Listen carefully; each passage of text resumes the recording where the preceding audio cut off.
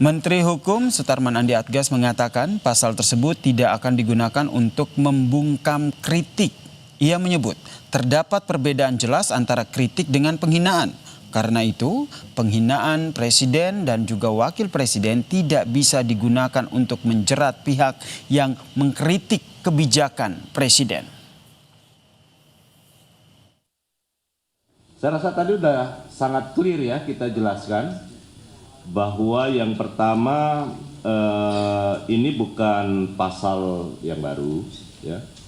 Kemudian yang kedua harus dibedakan antara mana yang kritik, mana yang penghinaan.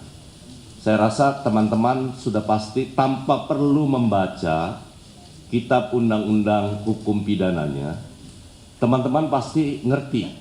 Di publik pun tahu mana yang batasannya namanya menghina maupun yang kritik. Dan saat ini pun juga pemerintah sampai saat ini ya, saya rasa belum pernah ada satupun langkah yang diambil yang terkait dengan hal-hal yang terkait dengan kritik, ya nggak pernah ada ya. Sementara Wakil Menteri Hukum Omar Syarif Hiyari menjelaskan tentang pasal 256 KUHP tentang demonstrasi. Edi menyebut dalam pasal itu mengatur penanggung jawab demonstrasi harus memberitahu kepada polisi sebelum menggelar aksi demonstrasi. Hal ini dilakukan agar polisi melakukan pengaturan terhadap lalu lintas. Menurutnya demonstrasi berpotensi membuat kemacetan lalu lintas.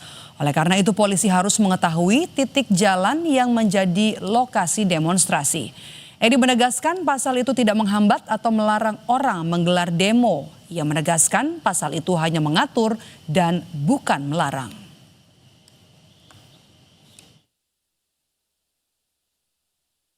Intinya harus memberitahukan kepada polisi.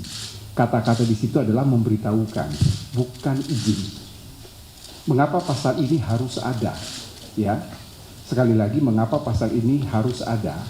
Karena ini berdasarkan pengalaman yang pernah terjadi di Sumatera Barat, di mana sebuah mobil ambulans yang membawa pasien itu, dia mati di dalam karena terhadang oleh demonstran. Jadi tujuan memberitahu ke aparat keamanan supaya bisa mengatur lalu lintas. Demonstrasi kita menjamin kebebasan berbicara, tetapi kita harus ingat juga bahwa ada hak dari pengguna jalan.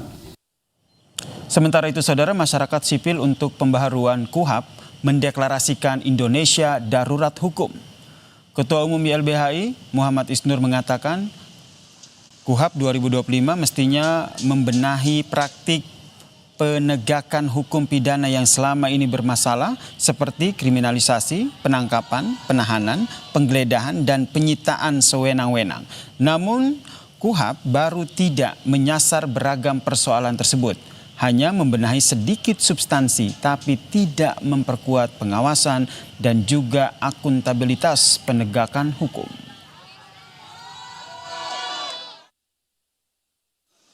Mana orang sangat mudah digeledah, ditangkap, disita barangnya, dipermalukan, dapat tindakan-tindakan yang tidak manusiawi. Itu adalah potret di mana Indonesia gambarannya seperti itu. Dan harusnya KUHP itu memperbaiki itu semua ya. KUHP dalam prosesnya kemudian hanya memperbaiki tapi nambah-nambah sedikit tapi tidak memperbaiki bagaimana memberikan pengawasan yang ketat dan akuntabel kepada penegak hukum. Ya, bagaimana polisi nangkap nahan ya masih bisa nahan sendiri gitu. Bagaimana bisa menggeledah, menyita, memblokir bahkan rekening, akun media sosial dan lain-lain. Selepas jeda saudara, kami kembali dengan informasi puluhan rumah di Desa Tabiang, Banda Gadang, Kota Padang terancam ambruk akibat diterjang arus sungai pasca banjir.